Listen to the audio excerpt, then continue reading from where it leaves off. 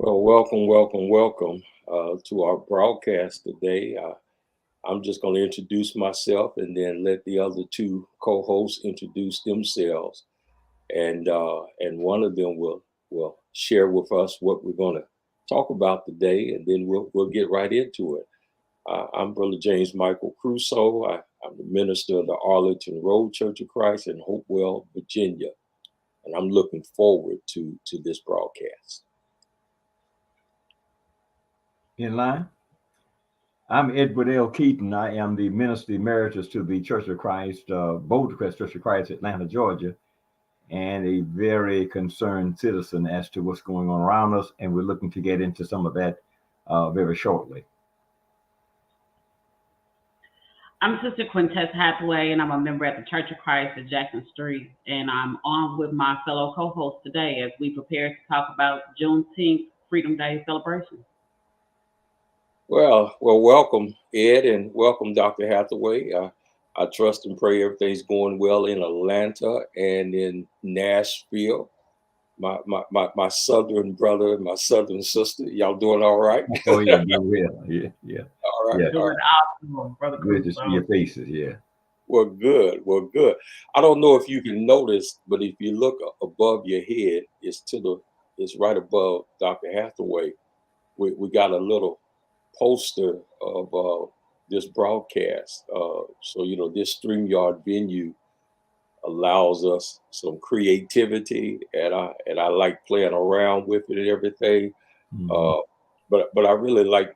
I just like looking at myself. That's what it's all about.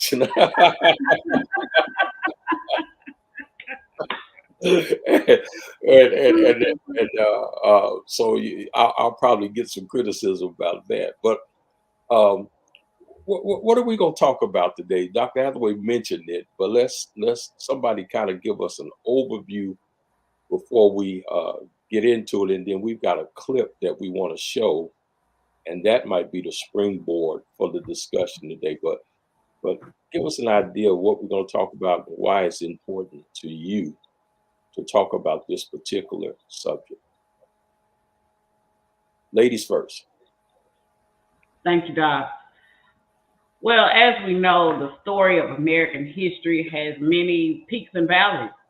And throughout that story of diversity and lack of equality and inclusion and all the measures that come with it, no matter what, the story of African Americans in this nation has always been one of glory. And as Americans, we ought to celebrate liberation in all of its facets and capacities, but that has not been the case for us in this nation. We came here under the bondage, under the peculiar institution of slavery. Then on this day, on June 19th, 1865, there was general order that came down from the federal government that said those in Galveston, Texas, would allow to be freed on the behalf of the Union Army. We're going to dig down into this thing as deeply as possible. We're going to look at it from a historical perspective. We're going to, of course, because we are on the line with two wonderful ministers, we're going to discuss this from a spiritual perspective as well and really have the serious, intentional conversation of what Juneteenth really looks like and the meaning behind this great and wonderful day. Sounds good, Dr. Hathaway. Appreciate that. Dr. Keaton, why does this interest you, and what are you looking to get out of this discussion on today? That's a good question, and as to what we get out of it. But I think it's important that we recognize there is a common thread that runs from from Juneteenth up through Reconstruction, Jim Crow, the peonage system, and seemingly there's always something that tends to hinder our upward mobility and the development of our economic system as a people, development of our minds educationally. There's always something. And I think that Juneteenth is simply a reflection of many of the backroom nefarious acts that have occurred over the years, in that those in the Galveston, Texas area had no idea Yeah. that the Emancipation Proclamation had already taken place, had been given in 1863, but they got it 2.5 years late. And so that's a problem. And as we look back through the years, we can see that there have been many acts that are similar to that. And I want us to look at that so we can determine where do we go from here and how do we avoid this kind of stuff moving forward. Sounds good. Sounds good. I'm just going to be a student sitting at you all's feet on today, taking notes and everything. But it interests me because it's history that's left out, and it makes you wonder how much history has been left out. We went to school. We heard about the Civil War. We heard about slavery. We went to school. We heard about so-called Columbus discovered America and all of that. That's history that was given to us. But there's a lot of history that has been left out, and I think that should be discussed. And that's what tweaked my interest, and especially since we're taping now, and June 19th is coming right up. I thought it would be good. Let's play this recording that Dr. Hathaway found on YouTube, and then after we play this, let's just respond to it. It's just a brief segment that was on some years ago. Here we go. See if I can get it going. Newest federal holiday. June 19th marks the date in 1865 when the last enslaved people in America found out that they were free. CBS News special correspondent James Brown spoke with renowned Harvard professor Henry Louis Gates Jr. about the history and the significance of Juneteenth. Juneteenth was not embraced as a national Black holiday for a long, long time, but it was kept alive by Black people in Texas. And that's what's so sweet about it. Our people have been hungry for holidays, hungry for tradition, hungry for stories about Black history. Because without a past, you have no future. Did you like Harvard? perhaps no one has done more to inform Americans of their past and in turn their future than Henry Louis Gates Jr. By day, he is a professor and director of the Hutchins Center for African and African American Research at Harvard. I'm Henry Louis Gates Jr. Welcome to Finding Your Roots. By night, he is the host and producer of the PBS genealogy show, Finding Your Roots, as well as countless documentaries on Black history.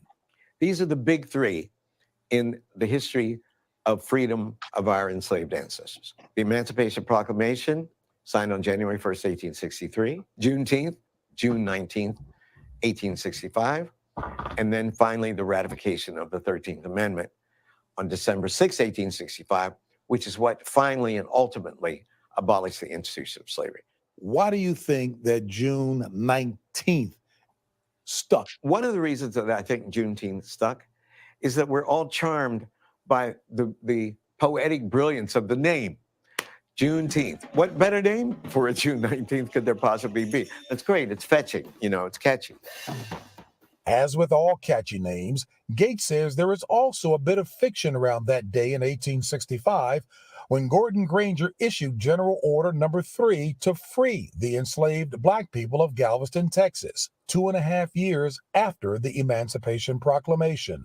Well, we were raised to think that Abraham Lincoln freed the slaves, right?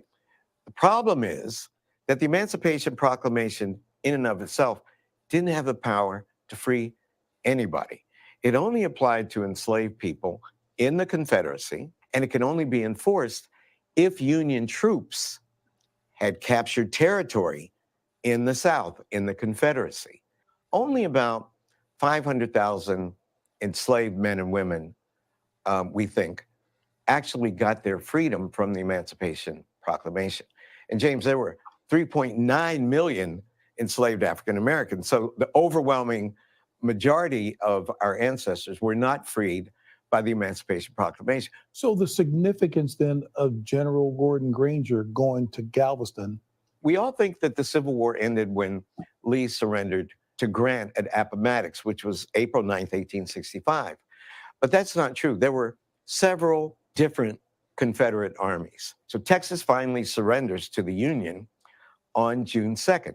Gordon Granger comes, and on June 19th in Galveston, he issues the Emancipation Proclamation, because now the Union Army is in possession of the territory. So that's the true story.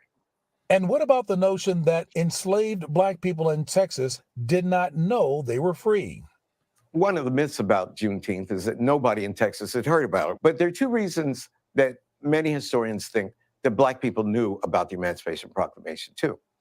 One is because of the proverbial grapevine. So there was this miraculous way for enslaved people to communicate plantation to plantation and state to state. But the second factor is that because Texas was removed from the main action of the Civil War, many slaveholders moved to Texas for safety, and they took their enslaved people with them. Those enslaved people would have known about the Emancipation Proclamation by and large and would have told other enslaved people. But no one could enforce it because the Union did not capture territory then. When I came here, I dedicated this tree in honor of my mother and father. Professor Gates says the most important thing about Juneteenth is the era that came after. The most radical thing that happened after the end of the Civil War for the rights of our enslaved ancestors were the ratification of the 13th, 14th, and 15th Amendments and the Reconstruction Acts. This was the first concentration of Black power. In the summer of 1867, 80% of all eligible Black men who were formerly enslaved in the South registered to vote. And in 1868, they actually voted. Ulysses S. Grant won the presidency.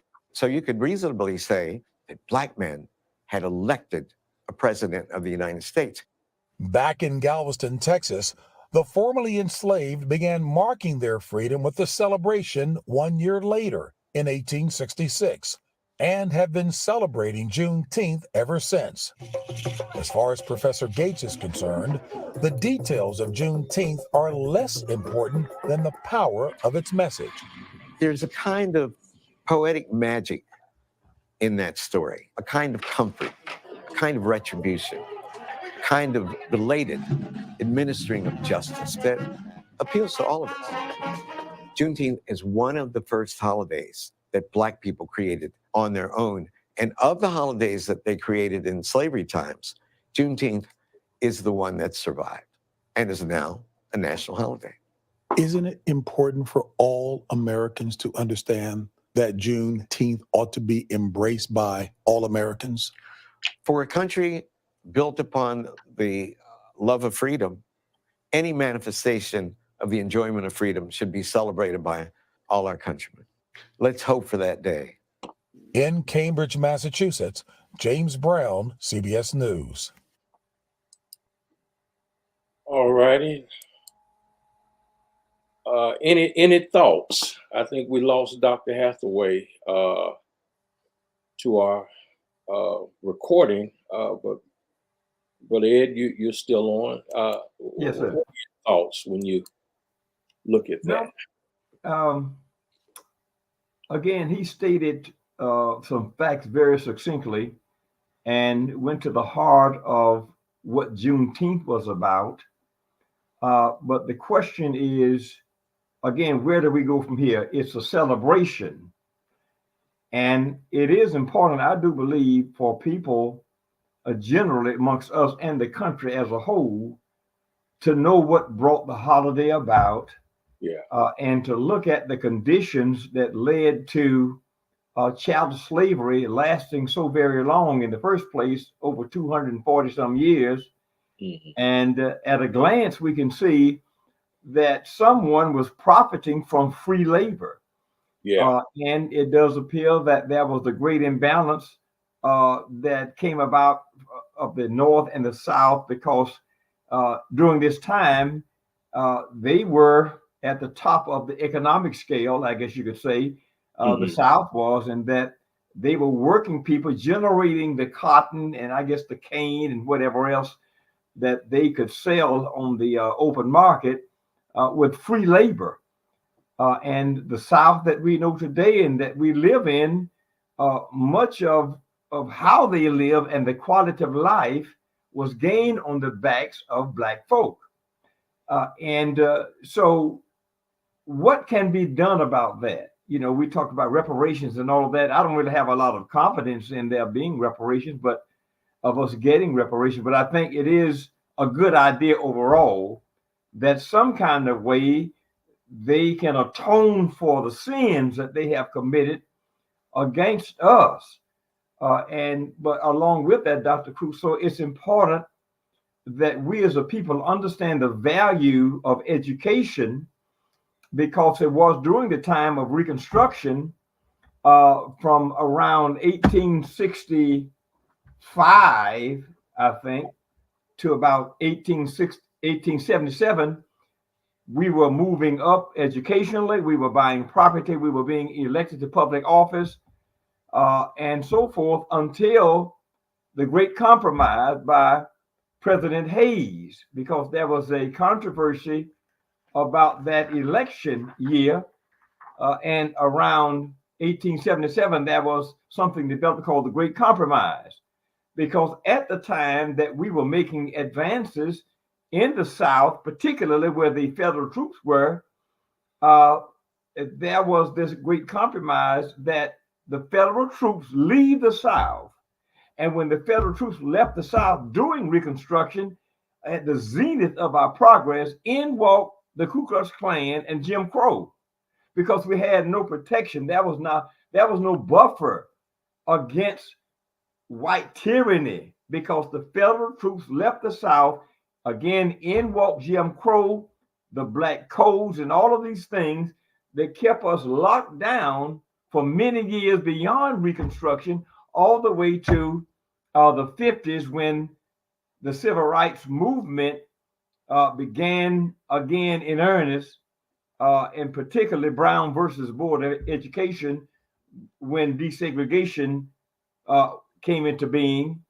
And even then, there was still Jim Crow, because when the order came down that the South needed to desegregate schools, the Supreme Court said also, you do it, but with all deliberate speed, which means drag your feet and do it carefully and strategically. So much of what we see today, Dr. Crusoe, in the great disparity in wealth and education, in the medical field, and us getting the medical help we need, is because of us having been held back so long, voiceless people, until people like King and Thurgood Marshall and others who rallied to our support, and even John Brown, the abolitionist. But there has always been something in this country in a concerted effort, nefariously, to hold us back. But what would have happened, Doctor, if America could have seen us as first-class citizens rather than second-class citizens, with all of our ingenuity, all of our intelligence? What could we have been as a country if they didn't try to hold us back with concerted efforts? So there's a lot back there. Yeah, appreciate that. And you brought us up to date on some things as well. You know, when I was watching the clip, a couple of things, or a number of things, just triggered in my mind. For some reason, I just don't think of Texas as a southern state, but I guess it is considered a southern state. Mm-hmm. But did you notice how when the Emancipation Proclamation first came, I think 1863, that some of the Southerners moved to Texas? You know, they moved to Texas with their slaves.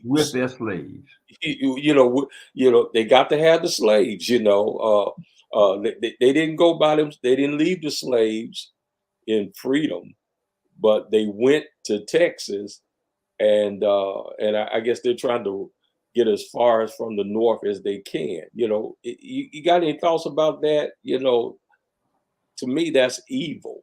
Well, it's beyond evil, and it also shows, Doctor, they were set on holding on to free labor. Yeah. But some within those ranks will look at us, we're lazy and shiftless. But who's lazy when you have to go across the Atlantic Ocean and bring people back by guns at gunpoint to work for free? And you call us lazy? And so something is very wrong with that. And even today, the vestiges of that are still with us. And there is a reason why there is such a gap in income in Black households and Caucasian households, because what they built, they have benefited from generational wealth for centuries. They're blessed by that. When they set us free in 1863 and now 65, we had nothing. We had no rights. We had no education. We had no money for sure, but we did have some skills to the degree that we maybe acquired during slavery because we had to. But when they gave us our freedom, we had nothing to work with. And so the result, Doctor, we had to go back to the plantation and do sharecropping. And some of the large insurance companies and the wealth we see across America was built on the backs of slaves who worked for free. And again, the lifestyle, I'm not in awe of some of what my white brethren have. I'm not in awe about it because I know how they achieved it. Yeah. It was not so much on their intelligence, but the very ruthlessness and the inhumanity, the evil that you would work a person to that extent. This is deeper than Juneteenth. And that you would work a person from early in the morning before the sun comes up until the sun goes down for nothing, barefooted most of the time, sleeping on dirt floors, castigated and emasculated by them, supposedly. Where in that is honor? Where is the manhood in that? Where is the sense of humanity in something like that? Because I'm going to tell you, I couldn't do another human being like that. There's so much more to it. And I suppose Juneteenth is just, it really ignites a greater conversation that I think we need to have. And it's not us that need to make these changes. I'm saying that America as a whole, they need to atone for what they have done. Either they will atone in front of us and to us and for us, or certainly they're going to have to pay for what they did to us, in that I don't see any sense of humanity in it at all. Looking at there is no humanity. I think we can agree to that. They were just whites were just thinking about economics. They didn't even see blacks as human. That's right. We're just cattle or horses, that you use to plow the field and all of that. Before, I'm hoping Dr. Hathaway will come back on. She has some computer issues. Mm-hmm. But I want to get back to Juneteenth just a little bit. Okay.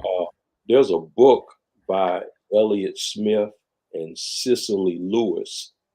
I think Lewis is the executive editor, but they wrote a book, Left Out of History, The Real History of Juneteenth. And they collaborate what we just looked at in the clip. But did you notice how they celebrated Juneteenth initially and how it's celebrated now? Initially, they were celebrated by dressing up.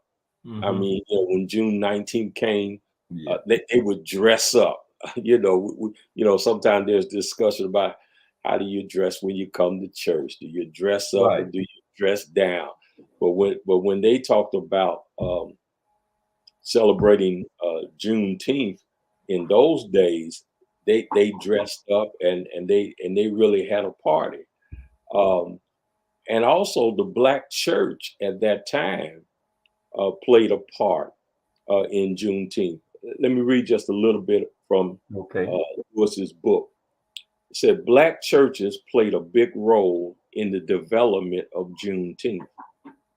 These churches formed after slavery ended to offer the newly freed a place to worship. Many early celebrations were held inside Black churches. Soon, many churches bought land for celebrating the end of slavery. The churches quickly became a community hub. People learned about current events and politics at church. Decades later, Black churches pushed for expanded Juneteenth celebration throughout the country. I read that for a number of reasons.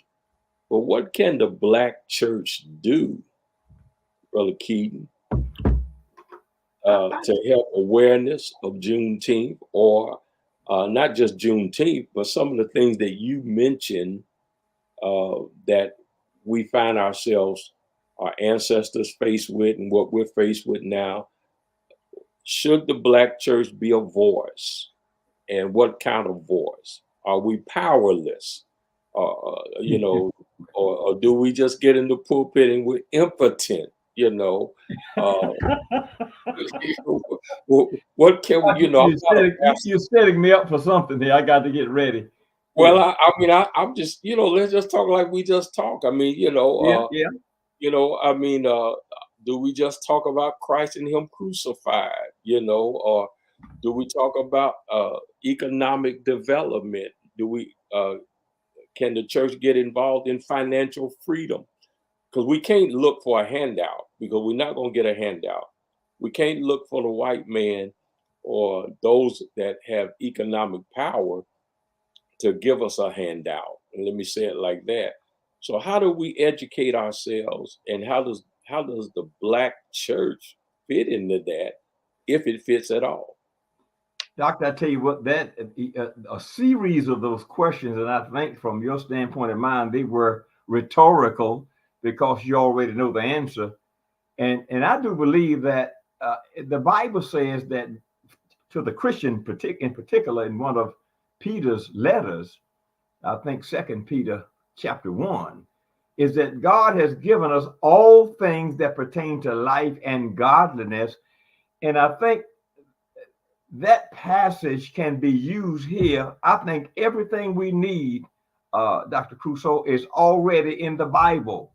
I think it is the lack of application, and sometimes the onus falls on the preachers who don't tend to preach to empower people beyond the their worship setting. But I do believe that everything we need is in that book. It's our answer. But as far as I'm concerned, it's the way that the scriptures are applied. We can, on purpose, empower people to be better money managers. We can empower people to become better educated. We can empower people about the importance of having good, strong families, the importance of marriage before intimacy. The Bible has all of that in it. And we do know that there is a way that seems right to a man, but in the end, it's the way of death. But I appreciate the question, and the question really has a great importance, great value that we speak to it. And I'll say this. Now, there was an interview, and all of this is tied into what you just asked me. Yeah. A young man by the name of a congressman out of Florida by the name of Byron Donalds was interviewed by Joy Reid, and I believe he was interviewed by Abby Phillip on CNN. And he was in a conversation someplace in Maryland, and the subject of his conversation had to do with during the times of Jim Crow. These are his words. He referenced Jim Crow 3 times in that short span.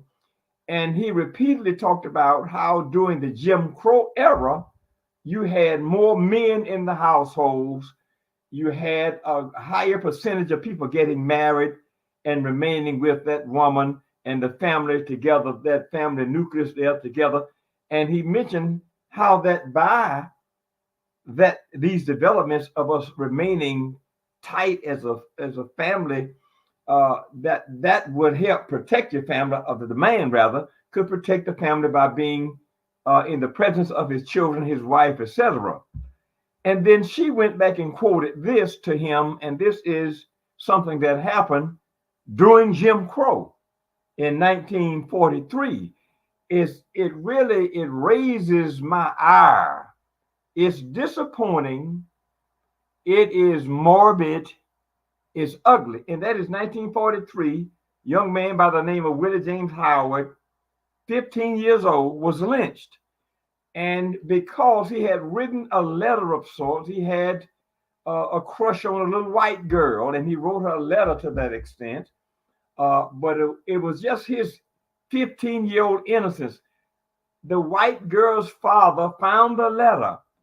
Then they followed up by finding the young man who wrote the letter, and his daddy took them to a bridge on the Swanee River, tied his hands behind his back, and told him that you can either be shot in the head or you can jump in the river and drown with your hands tied behind your back. And his father was forced to witness this.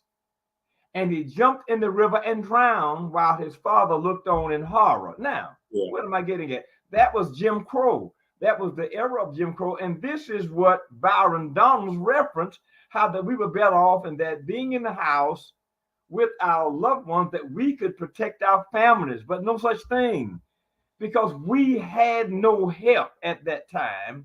And the result is that boy died because he wrote a letter to a white girl. So this is Jim Crow. Dr. Crusoe, there are hundreds and hundreds of stories like that that are untold. And we have to dig this stuff up so we can better understand. Can you all hear me? Yeah, yes, we got it back on. Okay. So that we can better understand what we're dealing with. And I'm going to tell you something. Even accounts like that, I don't have any animosity toward Caucasians. What we're saying is this is what happened, and we ought to talk about it and not brush it under the rug. Let's talk about it. And no one has atoned for these things these things have happened to us over centuries. Well, I think that's going to be our close on this. That's going to be a future podcast. Lynchings didn't start until after Reconstruction. Yeah. I think that's going to be a future podcast discussion. Now that we've got Dr. Hathaway back, I want to get back to Juneteenth before our time runs out. Let me ask both of you this question, and I'll respond as well. Can you all hear me? We got you. Yeah, you on, sis. Yeah. Here's the question: Why do you think it was important for Texas to make Juneteenth a state holiday? Now, it's a federal holiday now, but Texas was the first state to make it a state holiday. So that's my first question. Then I want to talk a little bit about the person who initiated the bill in Texas. We can't forget him. His name was Al Edwards. But let me ask this. Why do you think it was important for Texas to make Juneteenth a state holiday? Can y'all hear me? Yeah, go ahead, Dr. Hathaway. Yeah. Can you hear us? She probably can't hear us. Yeah. Dr. Hathaway, can you hear us? I don't think she can, Doctor.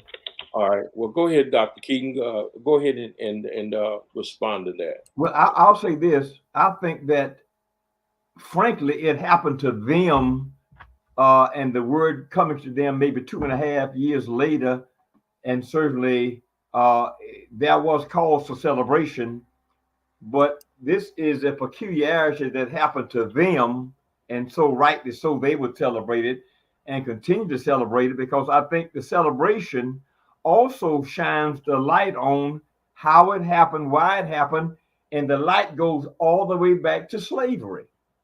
That you know, and that's what's happening. I think that Juneteenth is important, but it's one element that is highlighted in our struggle. It's just that one thing, Well, because we there's a whole lost lot her of other again. things. Pardon? Yeah. Yeah, Yeah. we lost Dr. Hathaway again. Yeah, I think it's important as well because, you know, Texas was perhaps the last state to find out about it. Mhm. And then in the clip, it was stated that they probably knew, but they just didn't honor it. You know, That's right. some slaves were aware of it and still didn't honor it. But it was Al Edwards, who was a member of the Texas House of Representatives, that brought the bill to Texas, and it was finally ratified January 1st, 1980, Yes. 1980 in Texas. And then it was stated that President Biden made it a federal holiday.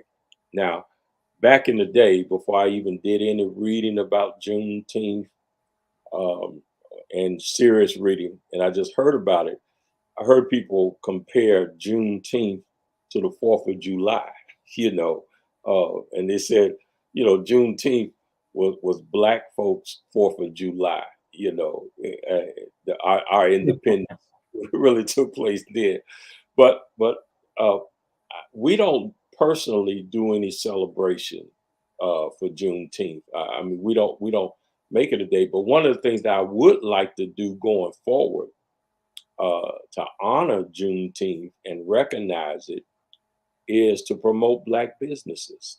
You know, make it known about Black-owned businesses. You know, share. That's one of the reasons why I mentioned this book that was written, uh, and I'm assuming that it was written. Yeah, Cheryl Lewis, Cicely Lewis, it is African American or Black. You know, let's promote Black businesses. Here's Dr. Hathaway. We can hear you, so if you can hear us, just say hi. Raise your Hey, all right, good. Hey, Well, welcome back, Doctor. but listen, I Dr. would Hathaway, be the one that has political. the issues, right? Yeah, well, you back up. Politically, what does Juneteenth? How does Juneteenth affect anyone? Are there any political uh, influences for Juneteenth? Well, we know that was it 2 years ago? The president, President Joe Biden, our 46th president of the United States, decided to pass the legislation, sign off on the legislation for Juneteenth to become a federal holiday. It is not the only holiday that African Americans have celebrated, even under the institution of slavery, but it is the one that stuck.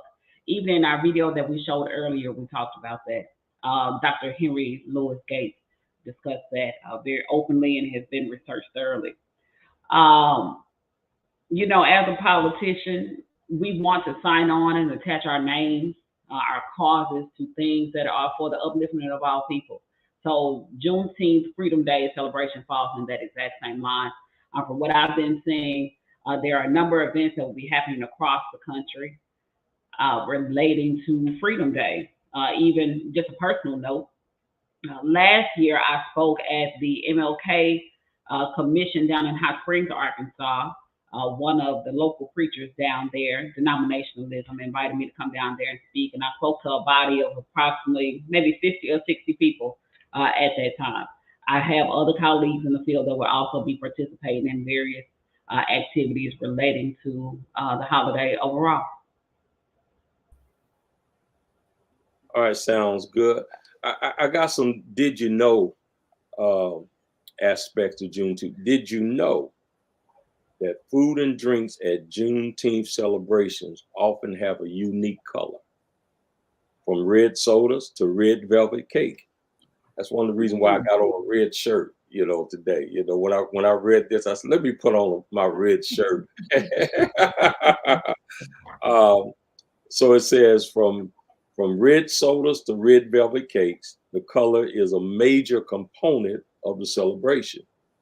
And the reason for that is some say red symbolizes the blood of enslaved lives lost. Others say red comes from the African people stolen and forced into slavery. The color was seen as a sign of strength by their ancestors in Africa. While the exact origins of the traditions are unclear, the color red remains present in many Juneteenth celebrations. I did not know that. You know, that's a did you know kind of thing. Did you know that Juneteenth? Add to that, Doc. Yeah, go ahead. Yeah. No, the Pan-Africanist flag, or the flag of Black liberation, that was created by Mr. Marcus Garvey, also includes the color red for those exact same reasons, as well as the green represents the land in which we were stolen from, and black represents those of Black or African ancestry. So let me just stick that plug in there as well. Yeah. So Yeah. that's why that flag is red, green, and black. Red, green, black. Okay. Earlier, I think before you came on, I was mentioning to Brother Keaton how in the early years of Juneteenth, the ex-slaves or the free people now, they would dress up. I mean, they wore their Sunday best to celebrate Juneteenth. There's a picture in this book that shows the women with their long dresses, their bonnets on. The brothers got their derbies and cane. I mean, man, I wish I could put it up here so you could see. I mean, they really went all out in celebration. But of course, Juneteenth was not without controversy. You know, in the Jim Crow South, many white people fought to end those celebrations. What's behind that? You know, you took our freedom, you forced us into labor, then we get free, and you don't want us to celebrate. What's behind that? I don't get that. Come on. Well, I'll say this.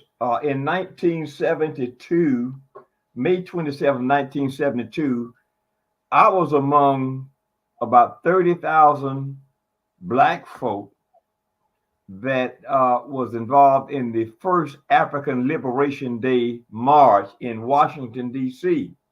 And I'm not even sure they're doing that now. This was in 1972, and 30,000 of us drove and bussed up there.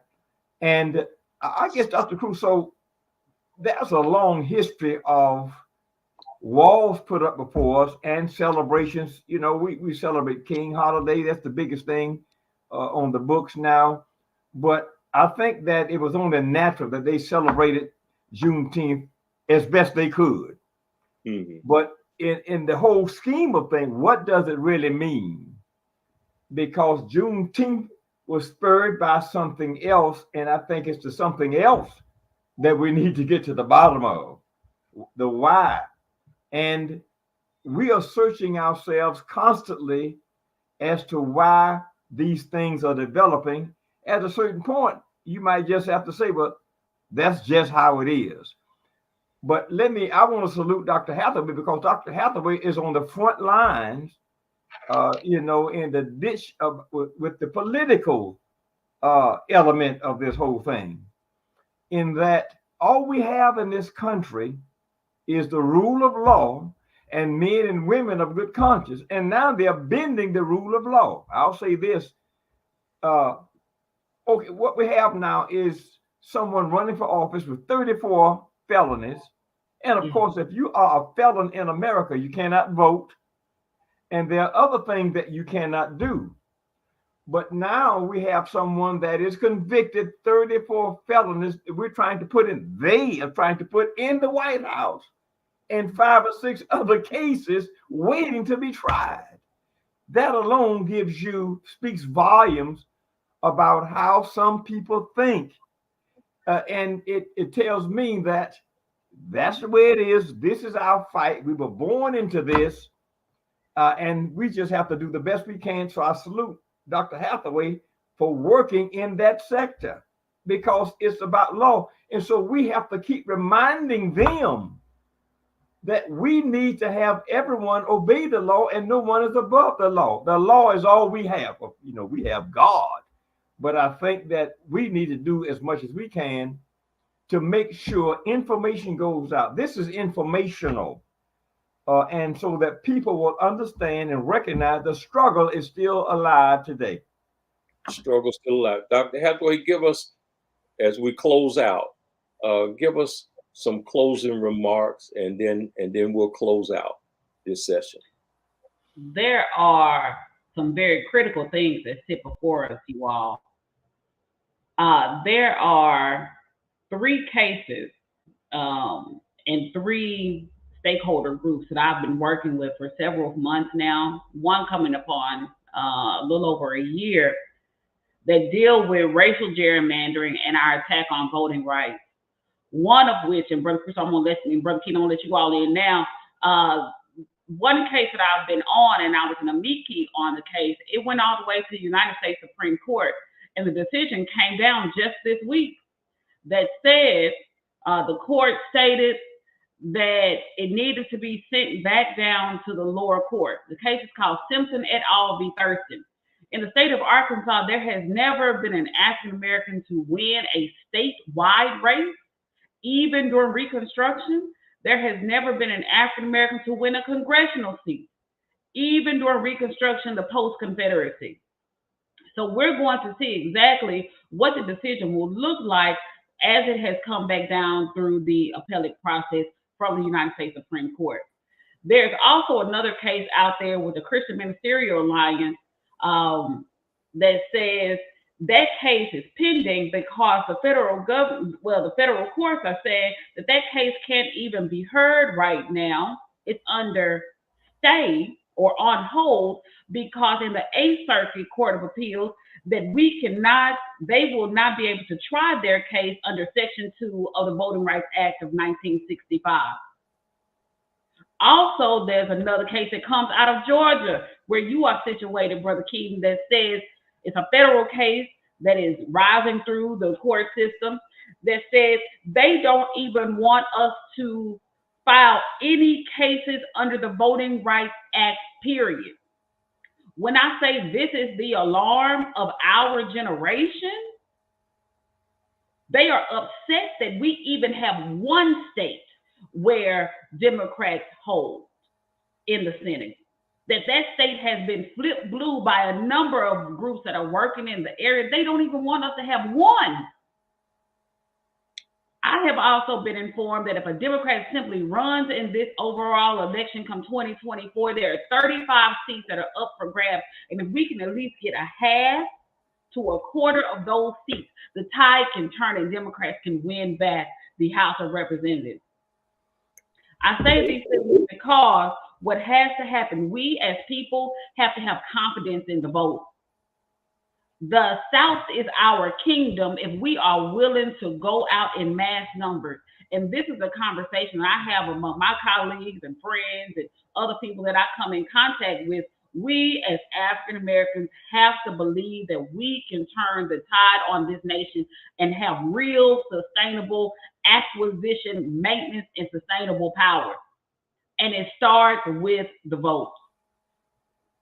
Well, thank you, and we're out of time, and we're going to have to come back and revisit what you just mentioned, and we do want to encourage the voting. And earlier it was said in the clip about when we finally got the right to vote, and the struggle it took for us to get the right to vote. So we talked about Juneteenth. And we want people to be aware of Juneteenth, what it is. I want to salute Al Edwards, who was a member of the Texas House of Representatives, for getting this bill passed. He made the effort to get the bill passed. I want to read an excerpt from the book, A Real History of Juneteenth, and then we'll call it a day or a night. And it says, as the United States struggled with social justice issues in 2020, more non-Black people realized how important Juneteenth was in the Black community. Some companies began giving employees the day off, and the momentum for Lee's dream continued to grow. So in June 2021, President Joe Biden signed a law making Juneteenth a national holiday. So let's take it further. Let's educate. Let's make people aware of Juneteenth. Let's vote. Let's not be silent. You know, from the pulpit to the pew. Let's not just think that the preacher can get things done on Sunday morning, but those who sit in the pew have to be activists themselves. So I appreciate you all taking the time on today. And Juneteenth, the conversation was a little challenging to us, but I think we pulled it off, and I appreciate the talk, and there'll be more coming from us. So have a good evening, good afternoon, and may God bless all of you. Take care.